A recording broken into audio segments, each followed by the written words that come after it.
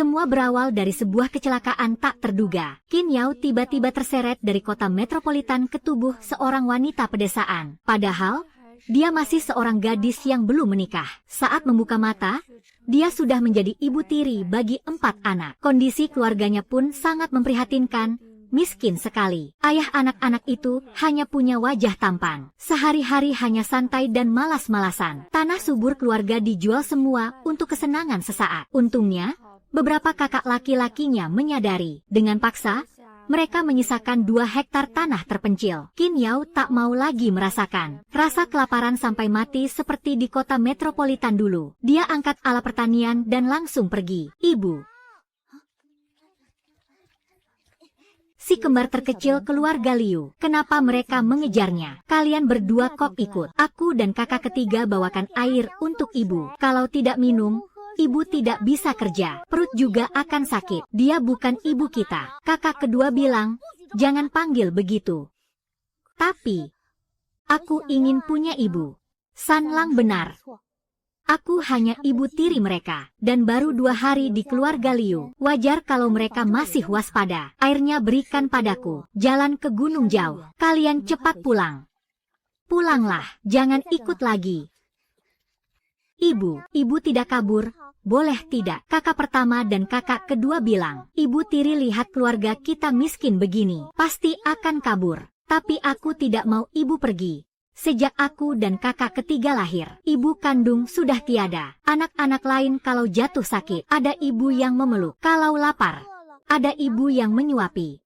Kami tidak punya apa-apa. Saat ayah bawa ibu baru pulang, aku pikir, aku akhirnya punya ibu juga. Aku akan patuh, akan bantu ibu bekerja. Asalkan ibu mau jadi ibuku. Sin Yang pasti anak yang baik. Sin Yang baik. Ibu tidak kabur. Pulang dan tunggu saja di rumah. Setelah selesai, ibu akan kembali. Baik, Sin Yang pulang tunggu ibu.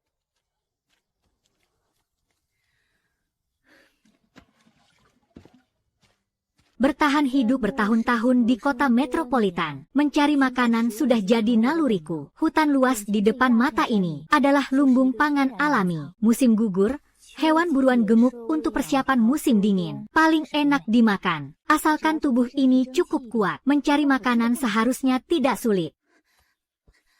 Tidak kuat lagi. Tubuh ini kelaparan terlalu lama. Kalau tidak segera dapat makanan, aku khawatir mau makan daun pun jadi.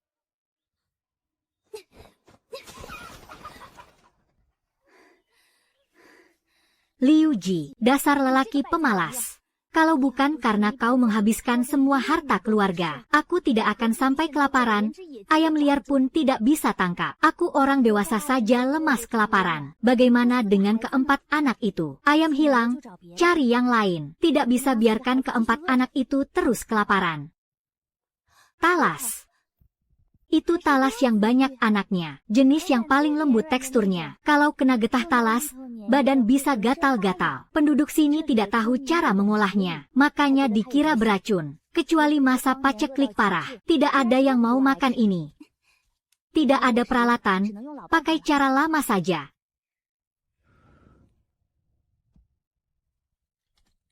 Tahan sebentar lagi. Kalau belum matang betul, makan bisa celaka. Panas.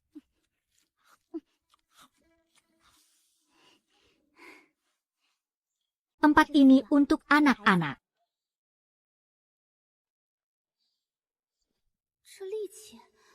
Jangan-jangan kemampuanku juga mulai pulih.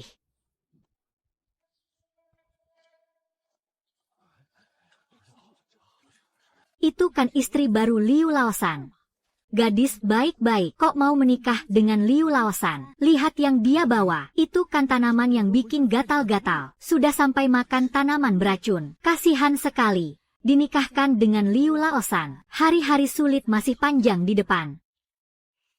Anak-anak itu kurus tinggal tulang belulang. Dulu tak ada yang peduli.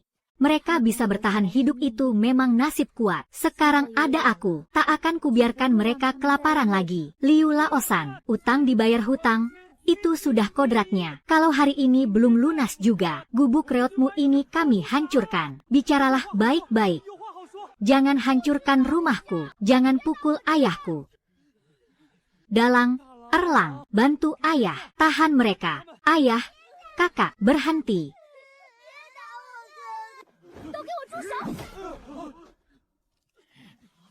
Kamu siapa? Lepaskan.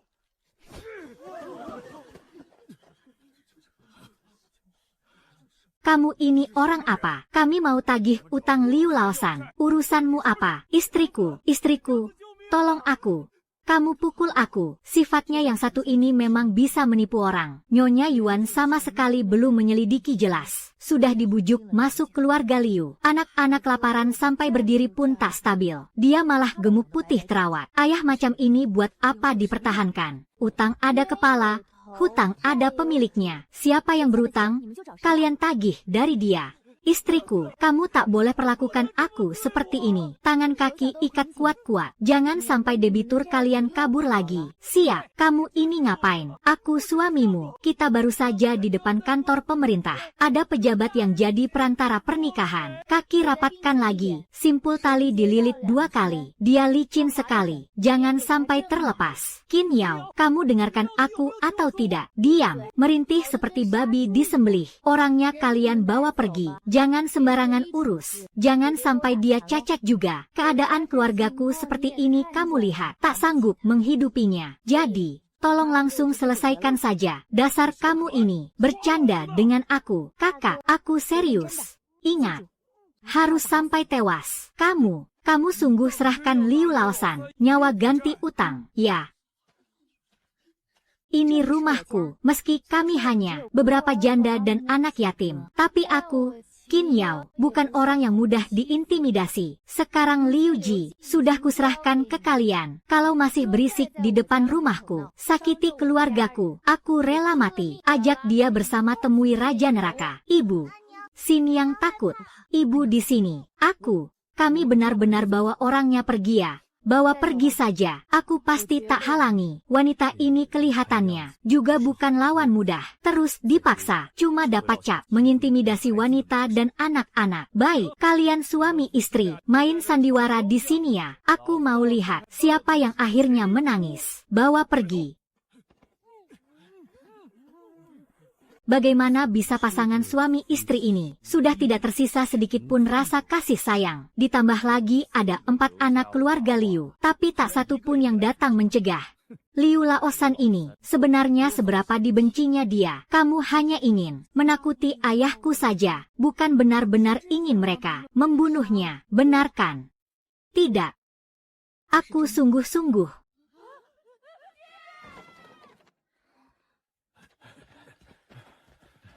Dalang, ayahmu mana? Aku.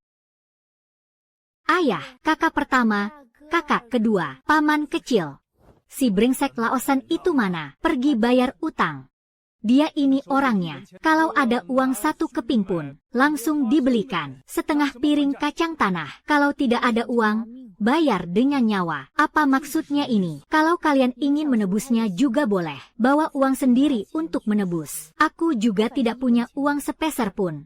Istri Laosan, jangan terlalu memaksakan diri. Kalau ada masalah datang ke rumah tua, kita semua bisa berunding bersama. Mengerti? Lapar tidak? 1 orang 1, makan dulu sedikit untuk mengganjal perut. Makanan yang layak tidak dapat, terpaksa terus makan talas bakar.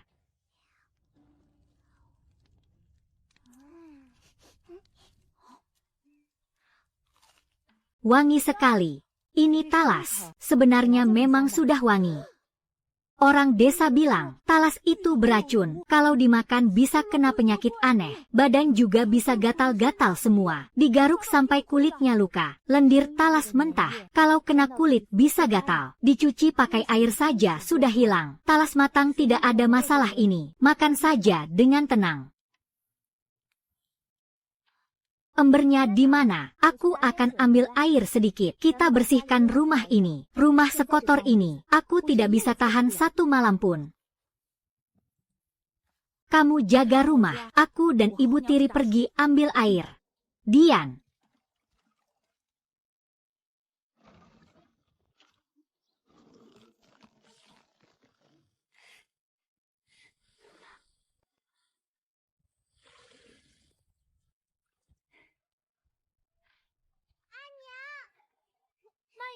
Jangan lari. Aku tidak apa-apa. Aku bantu ibu angkat. Tidak usah. Kamu ikut dekat aku. Jangan sampai jatuh lagi. Ibu berat tidak? Ibu capek tidak? Ibu. Aku di sini. Jalan yang baik. Baru terisi sepertiga. Harus pergi 2 kali lagi baru penuh. Di dalam rumah terlalu kotor. Erlang Sanlang. Kalian berdua ambil sapu. Bersihkan 2 kamar sampai bersih. Aku dan Dalang terus pergi ambil air. Oh iya. Rebus 1 panci air panas lagi. Nanti semuanya mandi. Bagaimana dengan ladangnya? Gandum orang lain sudah hampir selesai ditanam. Kita belum mulai menanam. Menanam itu penting. 2 hari ini cuacanya pas. Kalau sampai lewat musim, gandum tidak akan tumbuh baik. Aku tentu tahu menanam itu penting. Tapi kondisi sekarang adalah, di rumah bahkan benih gandum pun tidak ada. Pakai apa menanam? Menanam tidak mendesak. Bersihkan dulu kamar tempat kita tidur malam ini.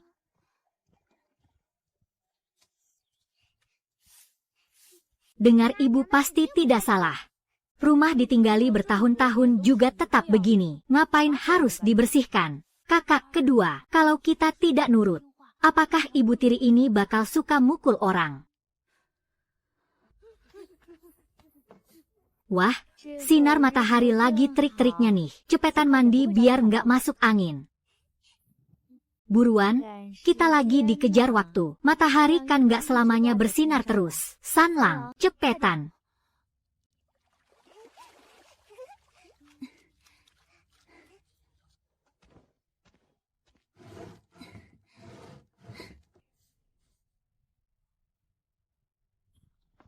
Waduh, kualitas jeraminya jelek banget. Nggak usah bahas salju tebal. Angin dan hujan yang agak kencang aja bisa bikin ini rubuh.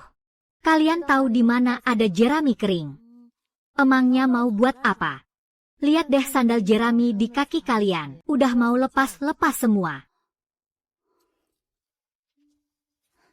Boleh ya kita ambil langsung. Ayah bilang, punya kakek ya punya dia juga. Punya dia ya punya kita berempat. Ambil barang sendiri. Ya wajar dong.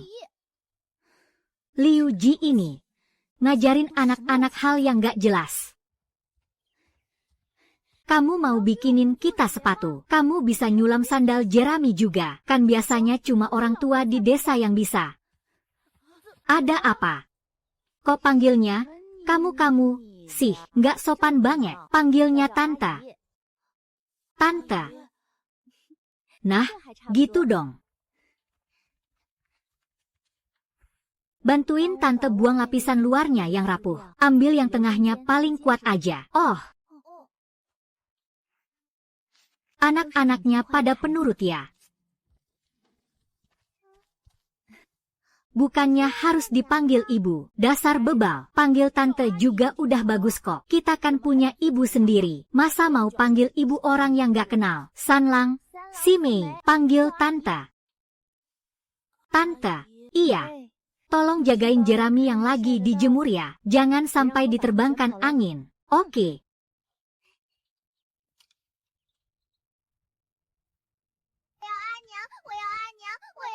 Ibu, adik masih terlalu kecil, nggak bisa diajak ngomong panjang. Dalang, kalian duluan ya bongkar jeraminya. Panggil ibu juga boleh, panggil tante juga boleh, panggil apa aja terserah. Yang penting kalian anak baik. Ya, Hang. Sin yang anak yang manis banget. Duduk yang manis ya, jangan lari-larian. Harus dipilin dulu jadi tali jerami, baru bisa ditaruh di rangka buat disulam jadi sandal. Kalian tidur aja dulu. Ini pada nungguin sepatu baru semua ya. Harus sesuai urutan usia. Ini yang pertama buat Dalang. Ukurannya pas banget. Hari ini capek juga ya, bikin satu lagi terus tidur. Kalian juga cepetan tidur. Ya udah.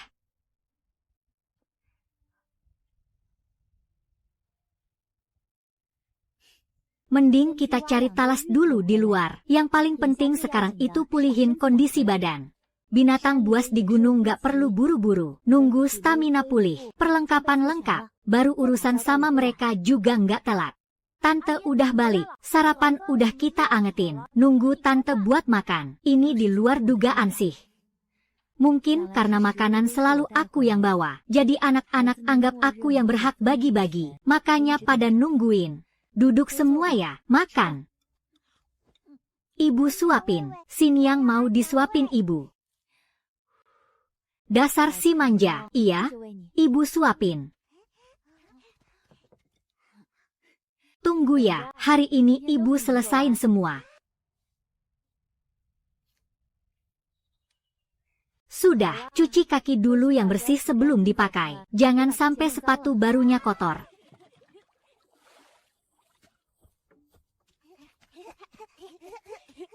Kok kuat banget? Jalan juga nggak sakit kaki lagi. Iya dong, ini sepatu buatan tante. Ceritanya bahkan lebih bagus daripada dongeng yang dibuat para tetua desa. Sepatu yang dibuat ibu itu paling nyaman dipakai. Beberapa bocah kecil ini, saat memandangiku, tanpa sadar, tatapan mereka mulai terasa lebih akrab. Bibi, boleh aku bawa sepatu ini untuk dijual di desa? Ini bisa dijual. Aku juga tidak terlalu yakin. Tapi aku ingin mencoba. Bahkan kalau tidak laku untuk uang, bisa ditukar dengan sayuran untuk keluarga juga sudah bagus. Tak disangka anak ini punya bakat berdagang seperti itu.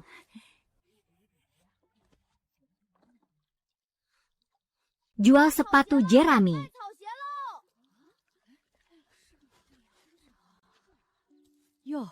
Sepatu ini anyamannya cukup rapat. Kalian mau menjual ini?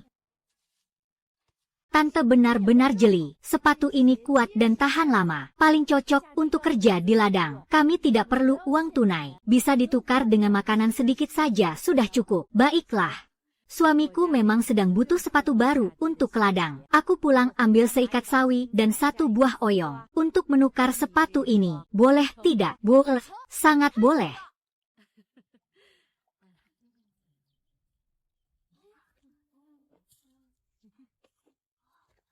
Benar-benar berhasil ditukar. Ada sayur untuk dimakan. Bibi, lihat, ini hasil tukaran kami. Satu ikat sawi dan satu buah oyong besar. Ibu, kakak kedua hebat sekali. Hebat.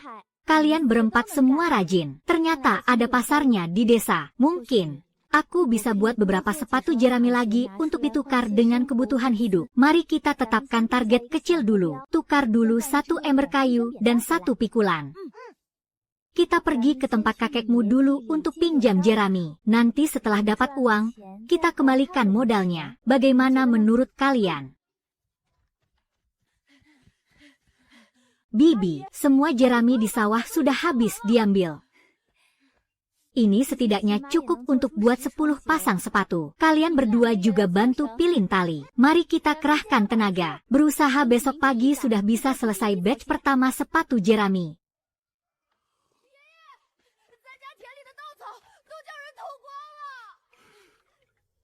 Dicuri.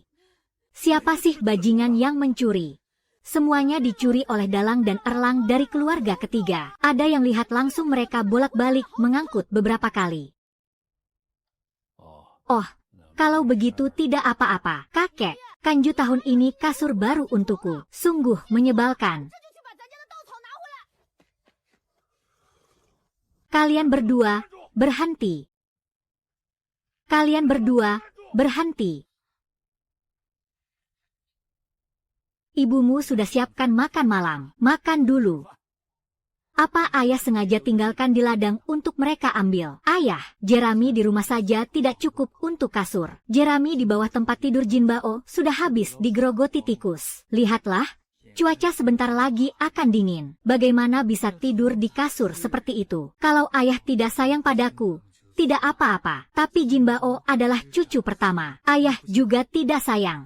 Bocah kurang ajar, bagaimana caramu bicara dengan ayahmu? Ladang ayah, ayah yang tentukan. Perlu kau ikut campur. Ayah, kenapa hati ayah berat sebelah seperti ini? Liu Laosan itu baiknya di mana? Dia baik di mana? Dia tidak baik di mana-mana. Ayah lebih baik tidak pernah punya anak durhaka seperti ini. Dan kau ini juga anak durhaka. Kalau kau masih berani membantah, ayah akan habisi kau. Anak tidak tahu diuntung. Cepat masuk ke dalam. Jangan berdebat dengan ayah. Cuaca sebentar lagi akan dingin. Keluarga ketiga hanya punya seorang menantu baru yang belum mengerti apa-apa. Kalau tidak tinggalkan sedikit jerami untuk mereka, bagaimana bisa melewati musim dingin ini? Sudah 2 hari Laosan mengalami musibah. Dia bahkan tidak datang sekalipun. Jangan-jangan dia benar-benar berharap Laosan mati di luar dan tidak pernah kembali lagi. Masa sih? Jinbao, pergilah ke rumah Bibi 3, lihat apa yang sedang mereka kerjakan. Nanti kabari aku ya.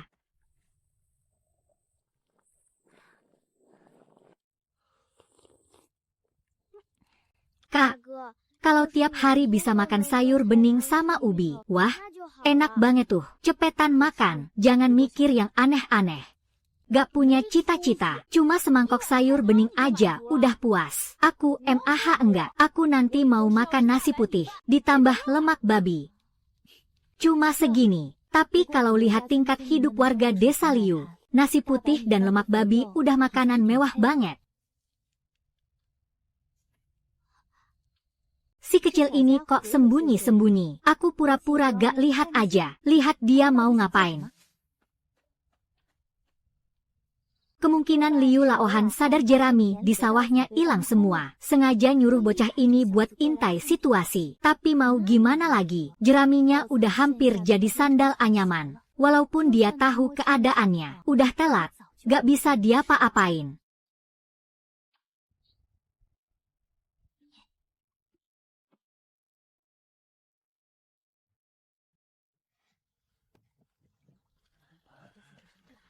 Lihat tuh, ibu dan anak-anak ini sibuk ngapainnya? Jual sandal anyaman, 3 keping sepasang 3 keping.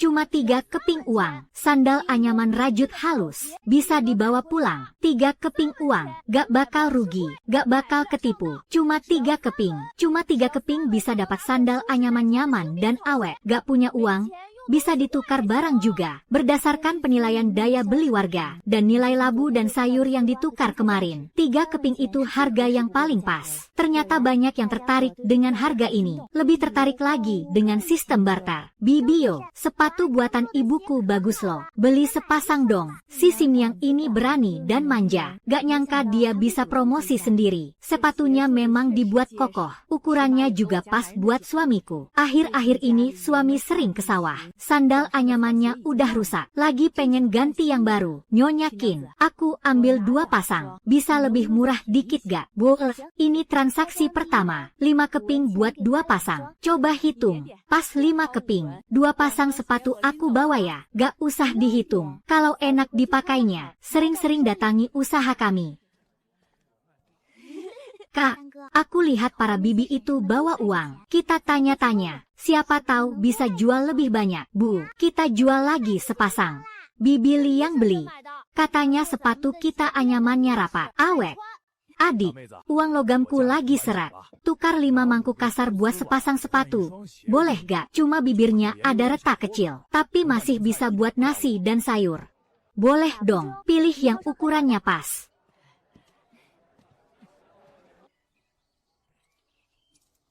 Satu sore, sandal anyaman terjual 6 pasang, ditukar jadi uang logam 11 keping, mangkuk kasar 5 buah, dan 3 butir telur. 1 telur bisa dijual 1 keping, kumpulin lebih banyak, nanti pas hari pasar, bisa dibawa ke kota buat dijual. Itu juga beberapa keping uang. Aku mau beli minyak dan garam, kalian berempat tunggu di sini sebentar.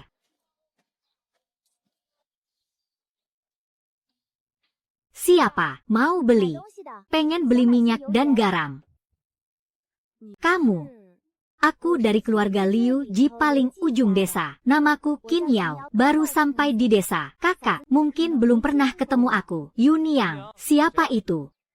Oh, kamu dari keluarga Liu San ya? Wah, cewek ini nggak cuma cantik, tapi juga kelihatan pinter ngurus rumah tangga. Bisa bikin sandal dari jerami pula, tapi malah dinikahin sama Liu Ji si pengacau itu. Kasihan banget nasibnya. Di kota, Sandal jerami harganya 5-6 keping per pasang. Kamu bantu jualin sandal si mbak muda ini. Langsung kasih duitnya ke dia. Kan nggak repet-repet amat. Jangan. Bisnis tetaplah bisnis. Hidup kita semua juga susah. Kalian juga perlu cari untung. Aku jual di kampung cuma 3 keping per pasang. Kalau kalian mau ambil, aku kasih harga 5 keping untuk 2 pasang. Gimana? Oke deh. Aku bawa dulu buat dijual. Kalau udah laku, baru aku kasih duitnya ke si mbak muda. Gimana? Ya udah, aku serahkan padamu. Kalau laris, aku masih punya stok. Ukuran buat cowok, cewek, sama anak-anak, semua bisa aku buat. Gampang. Mbak muda butuh minyak sama garam berapa? Beli minyak sayur 2 aun dulu, sama garam kasar 2 aun. Wah, minyak ini aromanya sungguh harum. Ayo, pulang masak. Udah nggak sabar nih makan malam.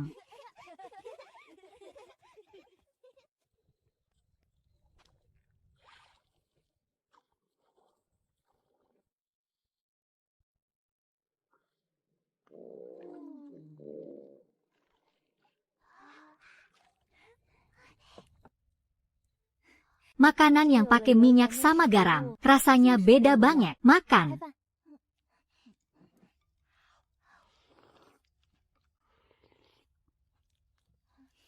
Sandal jerami bikinan si Nonakin beneran awet, empuk, dipake kerja seharian di ladang aja nggak bikin lecet. Lebih tahan lama daripada yang dijual di pasar. Aku pesen 2 pasang lagi. 4 pasang sandal jerami yang kamu titip jual, langsung ludes di kota. 2 orang petani tua langsung jatuh cinta, langsung beli 2 pasang. Sisanya, cuma aku rekomendasiin dikit, langsung habis juga. Bahkan ada beberapa yang gak kebagian, sengaja pesen duluan sama aku. Ini duit untuk 4 pasang sandal jerami tadi, semuanya aku kasih ke kamu. Selain itu, aku dapat pesanan baru buat kamu, masing-masing 5 pasang untuk modal cowok dan cewek. Kamu luangin waktu buat bikinnya. Penjualan eceran di kampung beberapa hari ini, ditambah pesanan yang udah masuk. Kalau dihitung-hitung, sekarang aku pegang 51 keping. 51 keping kelihatannya banyak, tapi sekarang cuaca makin dingin. Selimut kapas tipis yang paling murah aja nggak mampu beli. Si pedagang keliling udah balik. Kamu ke rumahnya beli 2 kilo beras merah. Makanan kita bisa lebih enak lagi. Aku berangkat sekarang. Aku ikut.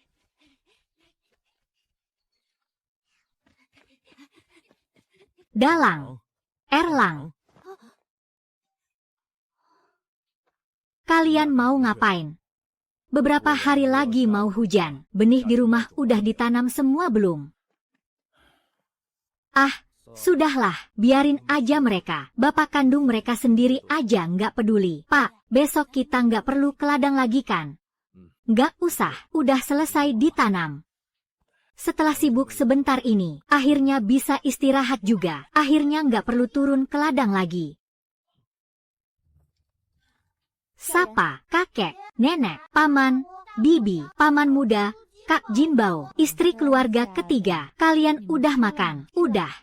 Syukur nggak datang buat numpang makan malam. Kalian lanjut makan aja. Nggak usah pedulin aku. Aku mau ngobrol dikit sama bapak ibu. Abis ngobrol langsung pergi. Istri keluarga ketiga akhirnya ingat. Mau minjem duit buat nebus orang. Kalian berdua sama anak-anakmu. Ikut aku ke ruang tengah. Aku datang untuk membeli benih gandum untuk 2 hektar tanah. Ada apa ini? Dia tidak mau menebus orangnya. Si bungsu tidak akan dia selamatkan. Benih gandum untuk 2 hektar tanah. Langsung saja sebut harganya. Kalian belum mulai menanam gandum. Entah kapan hujan akan turun. Sebelumnya sibuk, kondisi keluarga juga seperti itu. Baru beberapa hari ini aku mulai membaik. Berpikir untuk menanam 2 hektar tanah itu. Tahun depan bagaimanapun juga, pasti ada sedikit hasilnya. Ayah, aku belum pernah bercocok tanam sebelumnya. Tolong beri aku petunjuk. Tak disangka istri si bungsu bahkan tidak bisa bertani. Untung sebelum kebakaran, kami punya banyak benih. Masih tersisa setelah tanah keluarga ditanami. Kalau tidak, kamu datang pun kami tidak bisa memberi. Bajak tanah, tabur benih, tutup tanah, siram air. Langkah-langkahnya akan kujelaskan dengan jelas. Jangan sampai salah. Tidak terdengar sulit. Besok coba praktik. pasti bisa dipelajari. Aku belum pernah membeli benih gandum, tidak tahu apakah uang ini cukup.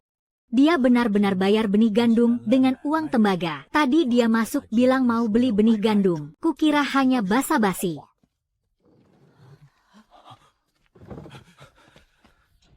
Kami juga tidak punya banyak, tapi nyawa si bungsu penting. Ambil dulu untuk menebusnya kembali. Sisanya kita pikirkan bersama. Ibu bilang Lin Erbao punya tambang gelap. Orang yang mengusiknya tidak akan langsung dibunuh. Hanya akan dilempar ke lubang tambang untuk kerja bayar utang. Si bungsu mungkin baik-baik saja. Kali ini dia mendapat pelajaran. Nanti dia akan berubah jadi baik. Hidup ini baru baik jika kalian berdua bersama. Liu Ji ini sudah bobrok begini. Masih ada keluarga yang membantu. Sungguh tak terbayangkan. Tidak usah. Uang ini tidak cukup untuk menebus orang. Diberikan juga hanya masuk ke lubang tanpa dasar. Simpan saja untuk kalian sendiri. Kakak. Kenapa dia tidak mau terima uang ini? Ini jelas bukan orang yang mau hidup baik dengan si bungsu. Kalau si bungsu tidak berubah, dia memang lubang tanpa dasar. Sudahlah, cari cara lain.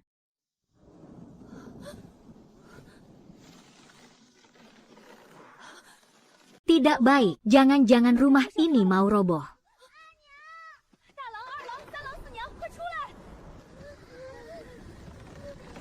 Ini masih belum lari. Cepat keluar, rumah mau roboh.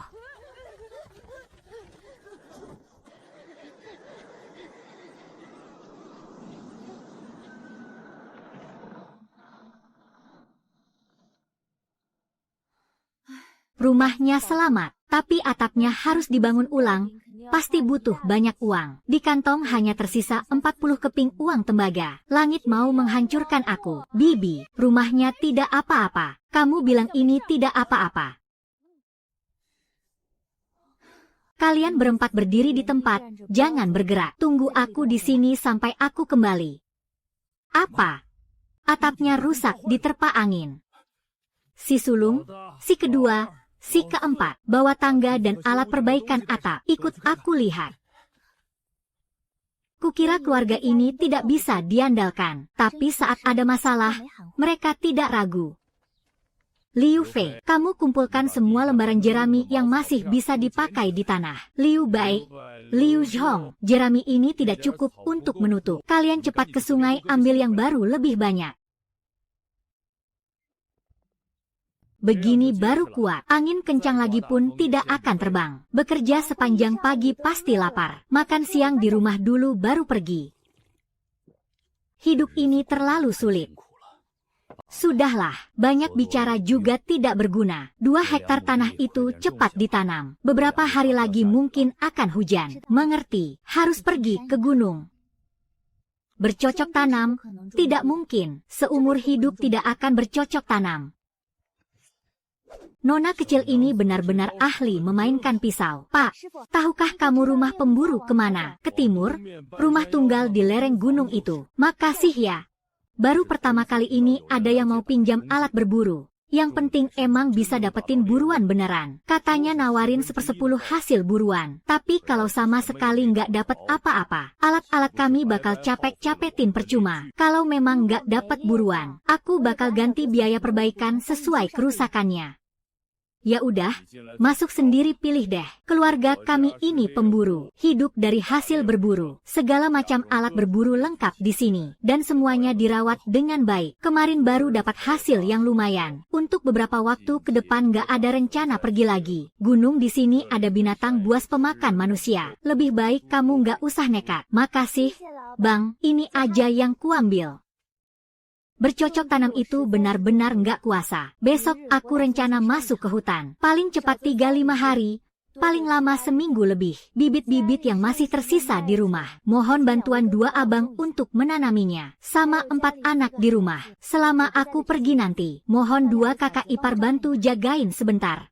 Kakak ipar, aku tahu ini nggak cukup. Jadi yang lebihnya aku utang dulu. Nanti sekalian aku bayar balik. Memang sudah jodohnya kalau bukan satu keluarga nggak bakal jadi serumah. Istri baru keluarga ketiga ini, tebalnya muka persis sama kayak suaminya.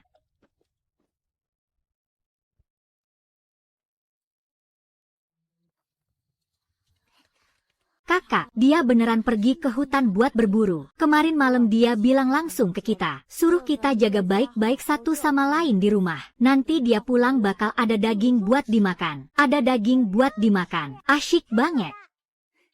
Hutan itu banyak binatang buasnya. Jalannya juga berbahaya. Dia masuk sendirian. Kalau terjadi sesuatu, gimana dong?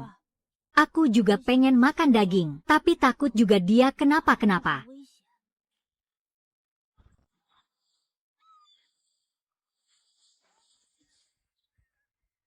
Ketepatan bidikan masih perlu dilatih.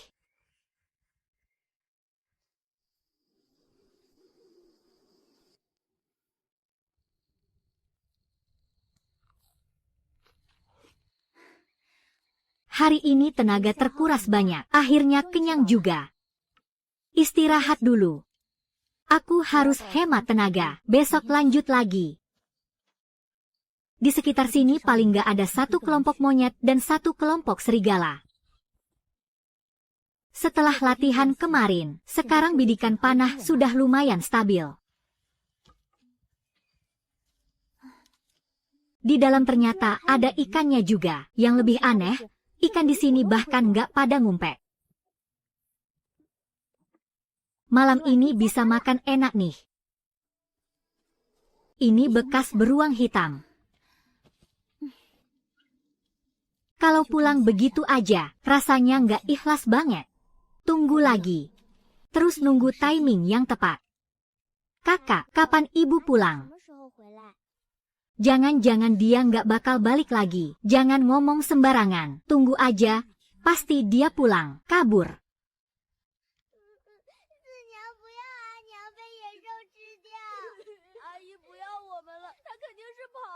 Kakak, dia beneran kabur ya? Dalong. Sudah makan belum? Ibu kukus beberapa bubur kasar. Cepat keluar ambil. Kalian berdua kok nangis? Apa ibu datangnya telat? Lapar ya? Ibumu juga nggak tahu kapan baru pulang. Beberapa hari ke depan kalau mau makan, datang aja ke rumah tua. Dia ninggalin uang receh buat beli beras. Suruh ibu jagain makan kalian berempat. Dia ninggalin duit buat kamu. Jadi bukan ninggalin kalian diam-diam kabur. Ibu tiri kalian ini, sifatnya persis kayak bapak kalian. Tebalnya muka melebihi tanah padat di bawah tembok kota. Cuma ninggalin beberapa keping uang receh. Harus nyukupin mulut kalian berempat.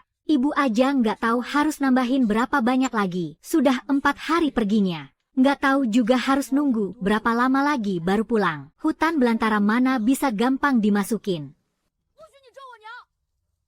Udah deh, udah. Kedepannya pagi sore makan sendiri ke rumah tua. Ibu nggak ada waktu buat bolak-balik ke sini setiap hari. Di rumah juga banyak pekerjaan numpuk nungguin. Mereka satu persatu ternyata melindungi wanita itu. Ternyata ibu tiri tidak meninggalkan kita. Dia malah menyuruh bibi untuk mengurus kita. Kakak, dia pasti akan kembali dengan hasil buruan. Dengan kekuatannya yang besar, pasti bisa. Cepat makan. Setelah selesai, rebus air, bersihkan semua wajah kalian, kotor sekali. Ibu paling suka anak yang bersih dan penurut. Si Miang harus nurut, jadi anak yang bersih dan baik. Ayo, sapu halamannya.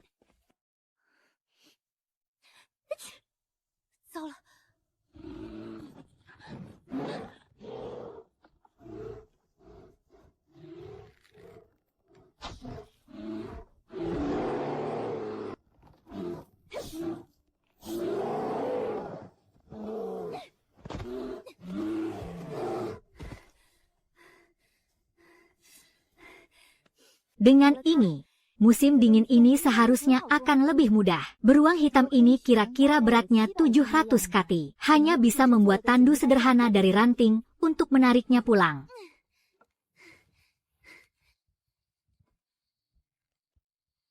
Hasilnya melimpah. Saat fajar sudah siap turun gunung. Itu beruang buta. Wah, benar-benar. Wanita ini terlihat lemah lembut. Ternyata bisa memburu beruang hitam. Benarkah? Sungguh, Tuan pemilik, seumur hidup saya belum pernah melihat beruang buta sebesar ini. Kepalanya lebih besar dari 2 kepala saya. Cepatlah Tuan ke sana. Nanti kalau terlambat, takutnya dibeli toko seberang. Pemilik, 5 mangkok pangsit isi daging babi. Silakan. Tuan tamu, tunggu sebentar. Sedang dimasak lagi. Sedang dimasak lagi. Terlempar ke masa sekarang. Baru kali ini makan makanan yang layak. Memang benar. Makan adalah yang terpenting. Nona, beruang hitam ini, kamu yang memburunya. Milik saya, kamu mau? Bantalnya dibawa, saya bisa kasih harga murah. Semua ini dibawa turun gunung oleh Nona sendirian. Hewan-hewan buruan ini masih segar. Beruang hitam ini saya bunuh kemarin sore. Cuacanya juga tidak panas. Semuanya masih bagus. Kalau beruang hitam ini, Nona mau jual berapa? Kamu nawar berapa? 80 tael. Menurut standar hidup tertinggi di desa Liu, satu keluarga 5 orang kira-kira menghabiskan 20 tael setahun. 80 tael ini setara dengan makan minum enak selama 4 tahun. Sudah cukup juga. Sebenarnya daging beruang hanya sedikit lebih mahal dari daging babi. Satu kati bisa dijual 5-60 wen. Beruang hitam ini beratnya 700 kati. Ambil angka tengah-tengah. Dagingnya saja seharusnya bisa laku sekitar 40 tael. Yang utama adalah kulit beruang, empedu, dan telapak kakinya. 40 tael juga sudah bagus. Baik. 80 tael sepakat. Saya kasih bonus 1 ayam hutan. Perlu saya antar untuk tuan. Pemilik, kotak hitam ini terlalu berat. Kita berdua sama sekali tidak sanggup mengangkatnya. Dia, Nona ini terlihat kurus. Bagaimana bisa punya tenaga sebesar itu? Ayo, saya masih menunggu pembayaran.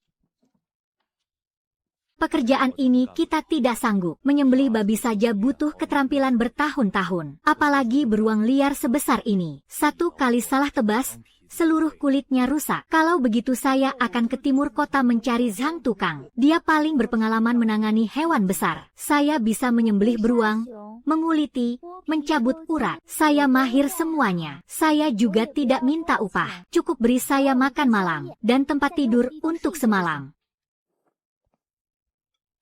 Nona, bagaimana kalau begini? Kedai saya yang akan menanganinya. Tunggu saya selesaikan urusan ini, baru bayar sekaligus. Lalu untuk urusan menyembelih beruang, bayar sesuai tarif. Kamu sembelih saja dulu. Kedai kebetulan punya banyak kamar kosong. Saya sisakan 1 untukmu. Malam ini kamu menginap di sini. Kalau begitu terima kasih, pemilik. Upah menyembelih beruang 50 wen. 4 ayam hutan dihitung 400 wen dengan harga 20 wen per kati. Musang kuning itu bulunya berharga. Bisa untuk kuas, dihitung 800 wen. Ditambah 80 tael perak untuk beruang hitam. Total 85 tael 310 wen. Sekarang saya agak paham bagaimana rasanya berpinggang penuh uang. Pemilik, timbangkan 400 kati beras halus untuk saya, 100 kilo tepung terigu pilihan, ditambah 50 kilo kacang kedelai, 50 kilo beras millet, tolong dibungkus terpisah. Sebentar lagi saya akan kembali untuk mengambilnya. Baiklah, totalnya 600 kilo bahan makanan, cukup untuk saya dan 4 anak makan selama 4 bulan. Kita bisa melewati musim dingin ini dengan nyaman.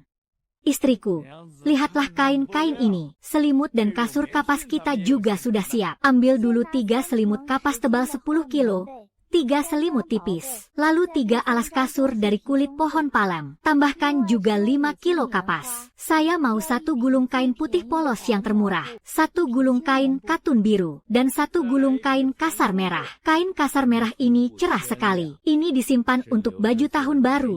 Ya, Untuk tahun baru, anak-anak perlu baju baru. Pakaian jadi ini adalah barang sitaan dari rumah gadai. Istriku benar-benar punya mata yang tajam. Semuanya barang-barang berkualitas tinggi. Harganya jauh lebih murah daripada buatan baru. Benar-benar hemat.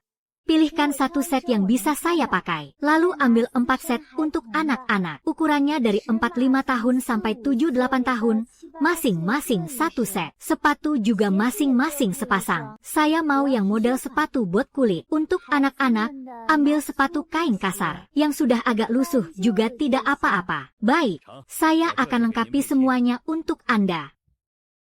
Nona, semua barang digabungkan. Totalnya 10 tael perak.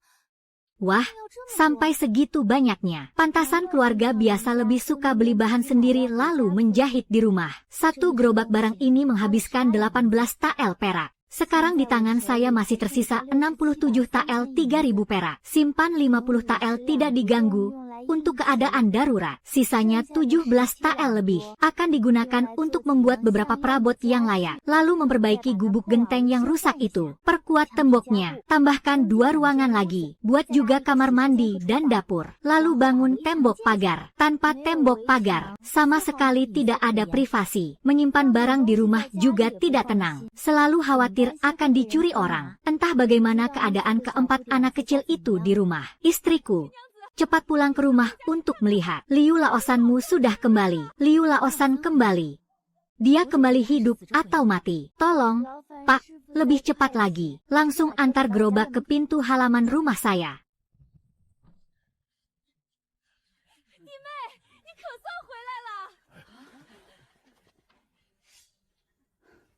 Pak, jangan takut. Tunggu di sini dulu. Kenapa kamu datang lagi? Benar. Liu Ji masih hidup. Ayah, bangunlah. Ayah.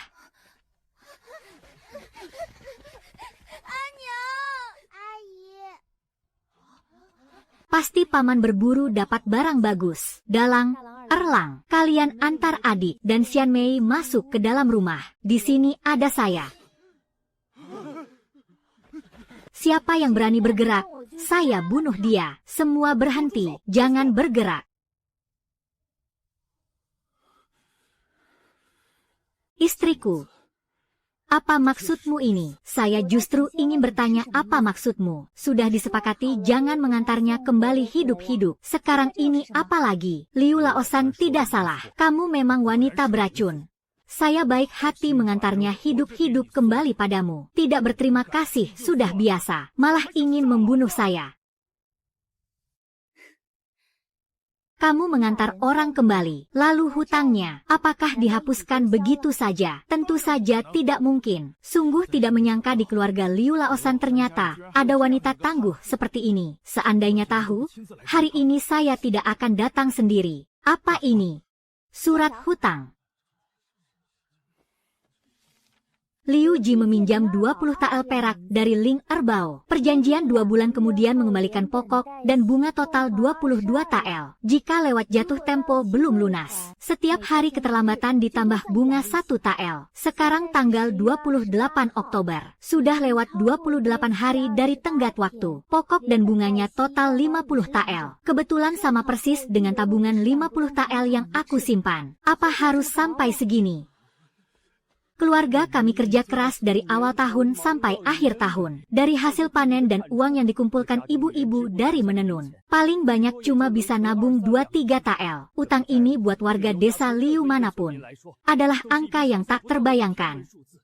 Kalau bukan karena Liu Ji sekarang terbaring penuh memar, aku sendiri pengin tendang anak durhaka ini. Uang kami juga bukan jatuh dari langit. Aku dan kawan-kawan punya orang tua di rumah. Ada istri dan anak. Seluruh keluarga bergantung pada kami. Kalau uang ini tidak kembali, kami juga bakal susah. Perkataanmu malah terdengar seperti aku yang menindas kalian. Ini bikin kesal.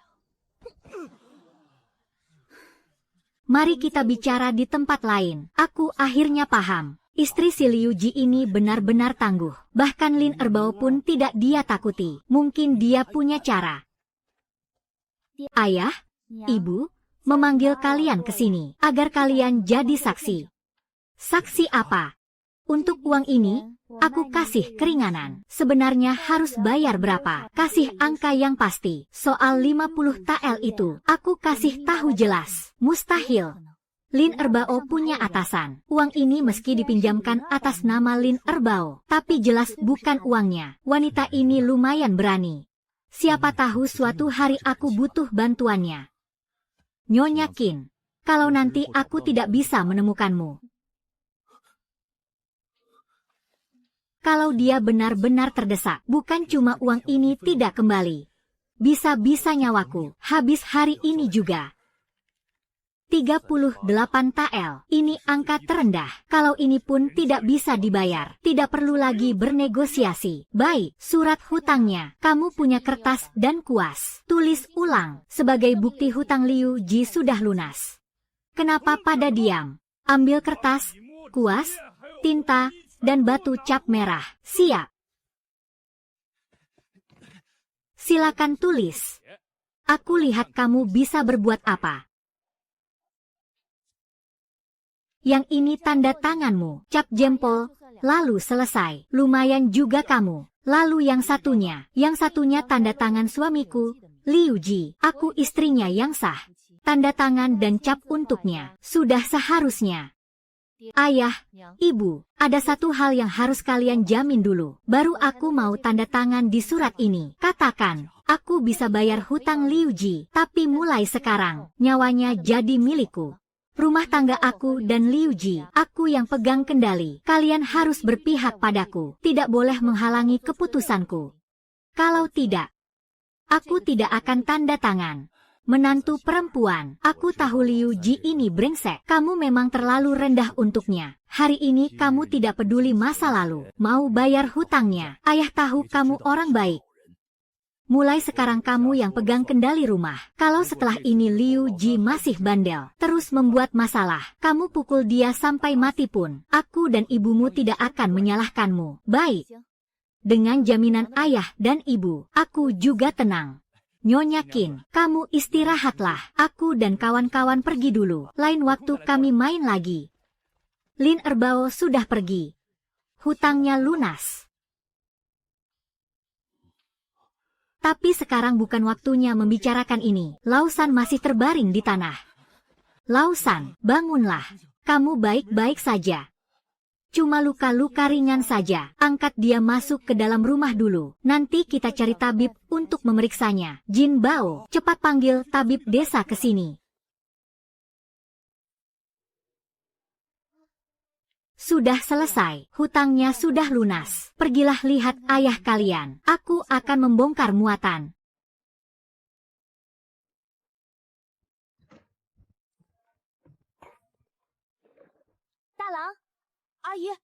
Bawakan ini untuk Bibi. Katakan ini uang untuk jeraminya. Dan juga uang untuk makannya selama beberapa hari ini. Kalau aku bilang dia baik-baik saja, ya berarti baik-baik saja. Kamu antarkan daging ini dulu. Ada tabib di sini. Liu Jin Bao. Pergilah. Aku ikut juga, tabib. Bagaimana keadaannya? Sudah sadar? Itu bagus. Sepertinya cuma luka-luka luar. Tidak apa-apa. Oleskan obat untuk mengurangi bengkak. Istirahat yang baik beberapa hari sudah cukup. Sebenarnya Liu Laosan ini ngapain sih? Sampai mukanya dipukuli bengkak seperti kepala babi begini. Tanaman obat untuk anti radang dan pereda nyeri. Kebetulan aku punya di rumah. Semuanya biasa aku ambil sendiri dari gunung. Harganya jauh lebih murah dibandingkan apotek di kota. Liu Zhong, kamu ikut tabib untuk ambil obatnya. Kakak, muka jelekku ini masih bisa sembuh nggak?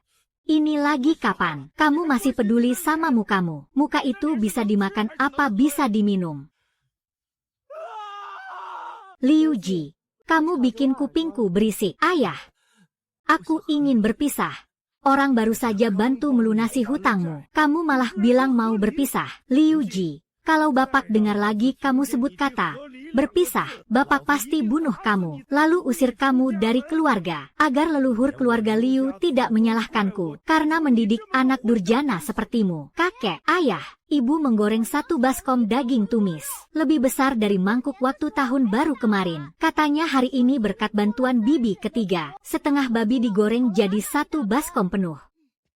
Istri Lausan, kita ke sana makan. Suruh kakak tertua jaga Lausan di sini. Jangan, aku saja yang jaga di sini. Ayah, kalian pulang saja. Nanti suruh dalang mereka makan cepat-cepat dan cepat kembali. Bawakan saja satu porsi untukku. Baiklah, obat-obat ini. Ingat, ganti perban Liu Ji 2 kali sehari. Jangan kotori selimut baru yang kubeli ini. Sayang, aku salah. Sayang, kali ini aku benar-benar tahu salahku. Aku janji, mulai sekarang aku tidak akan bermalas-malasan lagi. Setelah lukaku sembuh, aku akan bekerja keras mencari pekerjaan, cari uang, menghidupi keluarga, menghidupimu, menghidupi anak, beri kalian kehidupan yang baik. Kamu yakin?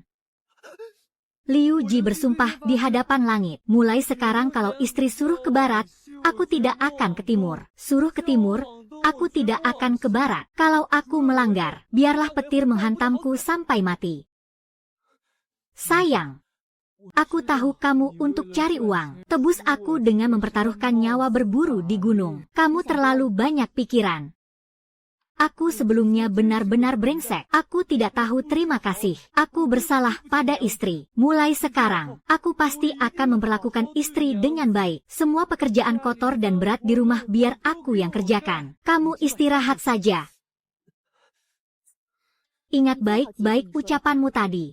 Tapi, aku ingat tadi Lin Erbao bilang, kamu bilang aku wanita beracun. Wahai istriku, aku difitnah. Hatiku tulus padamu. Langit dan bumi bisa menjadi saksi. Mana mungkin aku menghinamu. Pasti Lin Er yang menjebakku. Sudahlah, tak usah banyak bicara. Mulai sekarang, setiap suap nasi yang kau makan, setiap barang yang kau pakai, ditambah utang 38 TL pada Lin Er, yang baru ku kembalikan hari ini. Semuanya akan kucatat di pembukuan. Setelah lukamu sembuh, carilah pekerjaan yang jujur, lalu lunasi utangmu padaku. Baik, semua akan kuturuti. Mulai sekarang, perintahmu adalah perintahku. Dalang. Dalang.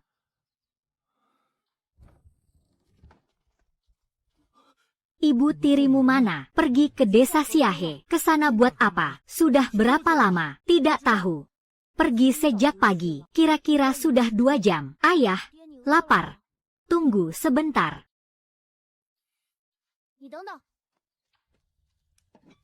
Bubur putih kemarin pakai gula saja sudah mewah. Tak disangka hari ini, buburnya ada potongan dagingnya. Hidup seperti apa yang mereka jalani. Qin Yao si wanita boros ini baru dapat uang sedikit langsung dihamburkan. Tak tahu berhemat sedikit.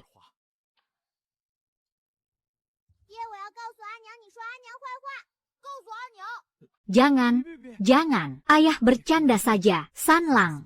Jangan bilang pada ibu tirimu. Nanti ayah tidak bisa hidup lagi. Beberapa hari ini ayah tidak di rumah. Kalian pasti menderita. Ya, ada kesulitan apa? Cerita sama ayah. Nanti kalau ayah sudah sembuh, ayah yang akan membela kalian. Tidak ada. Ikut ibu tiri bisa makan daging.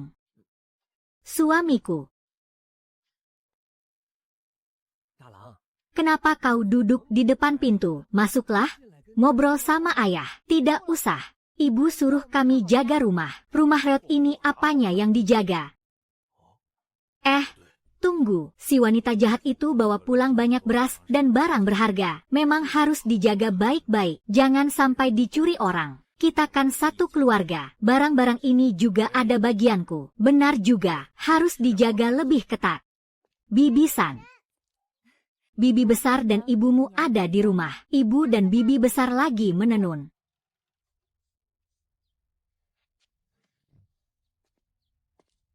Istri San, kamu ini. Ibu, aku mau minta bantuan 2 kakak ipar buatkan beberapa setel baju. Ayahmu mana? Aku mau manfaatkan masa sepi pertanian ini untuk membangun ulang rumah kita. Suamiku, cepat ke sini. Istri San cari kamu.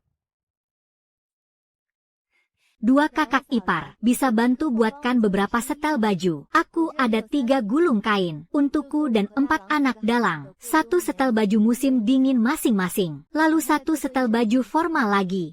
Kain merah ini, untuk buatkan baju tahun baru mereka berempat. Jelas, jelas.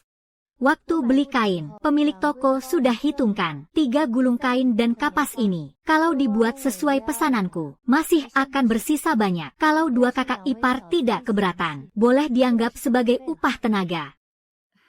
Adik ipar, kamu terlalu baik. Bahkan benang dan jarum sudah disiapkan. Terima kasih, 2 kakak ipar. Lalu, mohon bantuannya.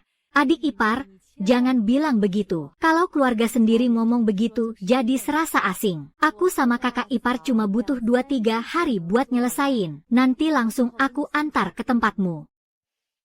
Istri si bungsu, kalau cuma mau bikin pagar tembok, sebenarnya kita bisa ambil batu dari sungai sendiri, ditumpuk buat pondasi, terus ambil tanah dari sisi gunung selatan. Tinggal ditutupin aja, nggak perlu keluar duit banyak, cuma bakal capek sendiri aja. Tapi kalau mau benahin rumah, apalagi mau bikin rumah genteng, wah, duitnya pasti nggak bisa dihemat. Aku tahu itu. Jujur aja, hasil masuk hutan kali ini lumayan bagus. Utang udah lunas. Sekarang masih sisa 17 TL. Jadi kepikiran, mending dipakai buat perbaikin rumah, daripada nanti musim dingin tiba. Tidur jadi was-was terus. Istri si bungsu, kamu masuk hutan kali ini, beneran dapat buruan apa sih? Seekor beruang hitam.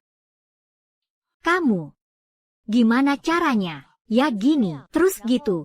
Udah gitu aja. Genteng beli di desa Siake.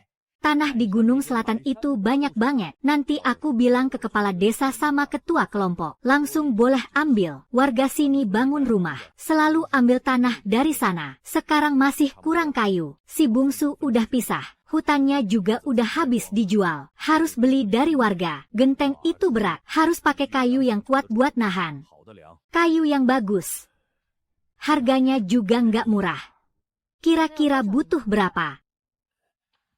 Sekitar 4 TL. Hari ini lagi pengen gebuk Liu Laosan. Dalang. Dalang.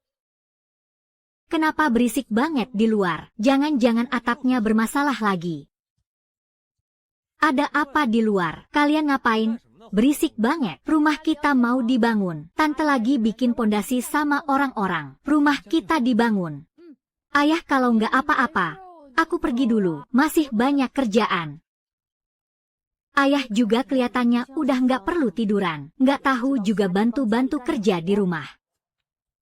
Tante, kayaknya ayahku udah membaik. Iya. Dia udah bisa jalan-jalan sendiri. Kemarin sore, aku lihat dia waktu kamu nggak di rumah. Ngobrak-ngabrik semua barang di dalam. Oke, aku tahu. Kamu mending balik ke kamar istirahat sama Erlang mereka. Di sini udah banyak yang kerja. Nggak perlu anak kecil kayak kamu.